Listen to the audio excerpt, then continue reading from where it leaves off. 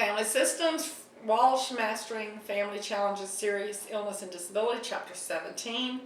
Normative systemic health paradigms is that people are healthy and they live and they function and they work and they play and they grow up.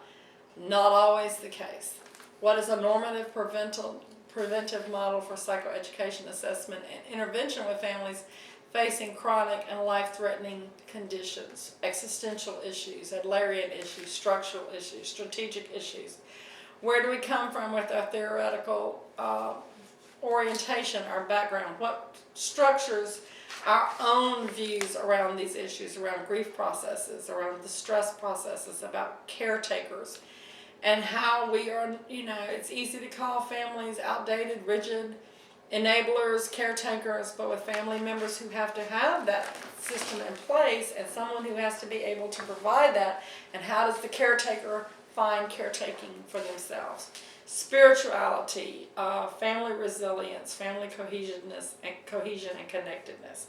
What is the natural history? What is the way that we've always socialized chronic illnesses in our families, or have we ever had to do that?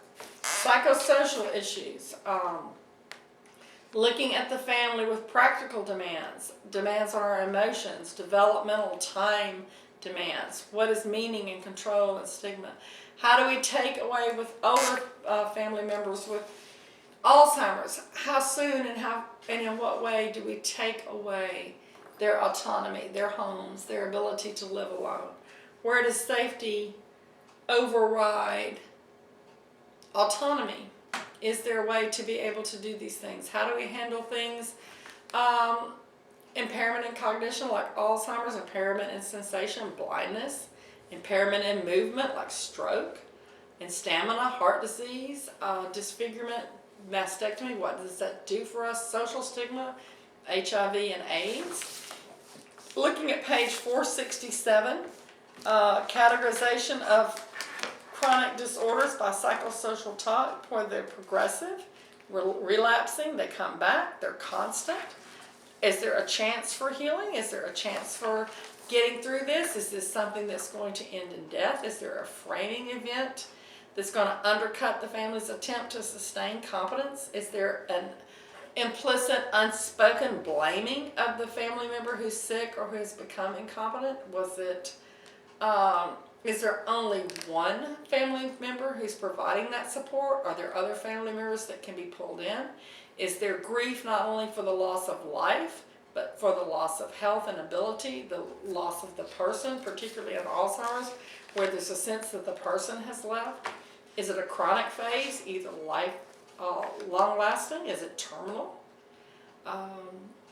What happens to the couplehood? What happens to the parenthood? What happens to the family unit as we go through that? What are the clinical implications?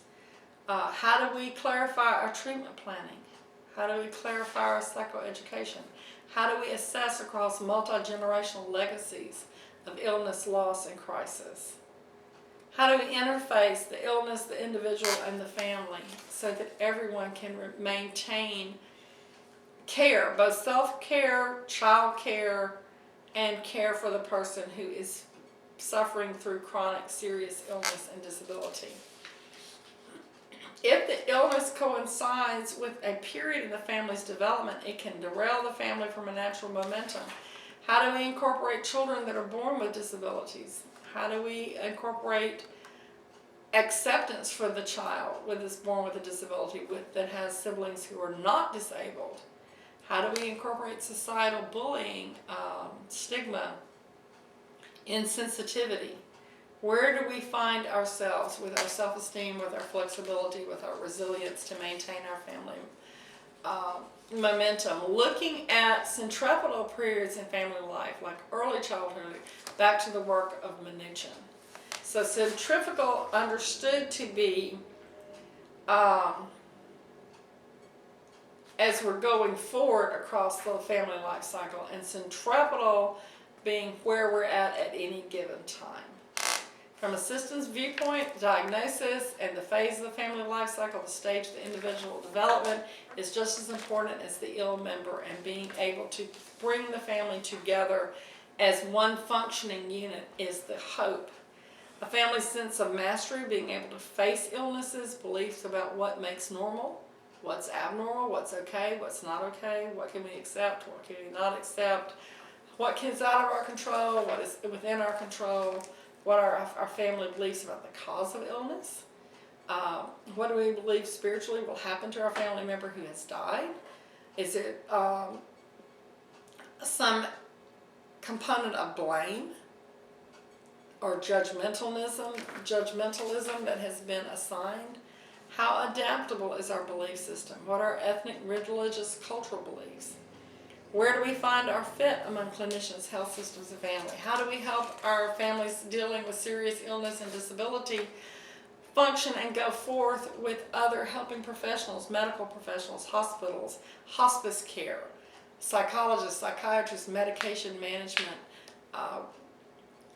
grief groups, support groups, AA groups, chronic illness groups, any of these kind of things, facing HIV. All of those things have groups that were available to help families with these issues.